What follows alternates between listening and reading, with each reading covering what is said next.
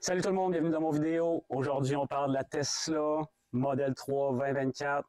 C'est mon automobile, c'est ce que j'ai acheté avec ma propre argent, donc je ne suis pas sponsor par personne. Tesla n'a pas payé pour ça, je ne suis pas payé par aucun concessionnaire ou autre magazine automobile.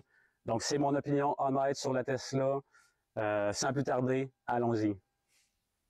Tout n'est pas parfait, par contre. Définitivement, une des choses que j'apprécie pas de ce véhicule-là, habitant au Québec, c'est en hiver, les limitations au niveau des performances puis au niveau de la batterie.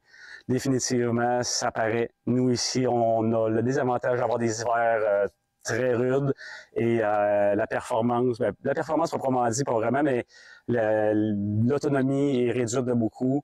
Peut pas faire les mêmes choses en hiver que ce qu'on est capable de faire en été avec ce véhicule. Comme j'ai dit, tout n'est pas parfait. Un autre des gros désavantages de ce véhicule, c'est les assurances. C'est peut-être pas spécifiquement de la faute du véhicule, mais de ce que j'ai compris, quand il y a des accidents, c'est assez rapidement déclaré perte totale. Donc, les assurances n'aiment pas vraiment assurer ces véhicules-là. Donc, les assurances sont très chères. Ça se trouve d'être un des désavantages jusqu'à maintenant que j'ai trouvé, malgré que normalement, il est supposé avoir moins de bris. Donc, j'aurais pensé que les assurances pourraient refléter ce genre de dynamique-là. Mais malheureusement, non. Les assurances sont très, très chères. Puis de ce que je comprends, les assureurs n'aiment pas beaucoup assurer la Tesla. Donc, ça, c'est définitivement un des désavantages d'être propriétaire de la Tesla. Un autre défaut que je peux passer, ce véhicule-là est un tout petit véhicule, donc n'importe qui veut avoir de l'espace, c'est définitivement pas le modèle idéal pour ça. Il y a le modèle Y qui est un peu plus gros, définitivement, mais c'est pas un modèle familial, donc c'est définitivement un des désavantages. Et même les autres petits modèles que j'ai eus, il y en avait qui étaient un petit peu plus spacieux à l'intérieur. De ce que j'ai compris, ils ont réussi à beaucoup améliorer ça malgré tout.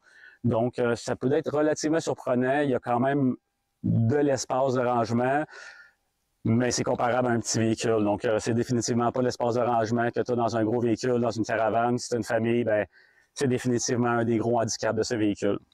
Malgré l'espace avant, il y a un petit coffre ici en avant vu qu'il n'y a pas de moteur, mais malgré tout, l'espace de rangement est définitivement un des désavantages. Donc, si vous aimez cette vidéo, n'oubliez pas, thumbs up, likez la vidéo, abonnez-vous à la chaîne, ça peut m'aider énormément. Merci beaucoup tout le monde. Bonne journée.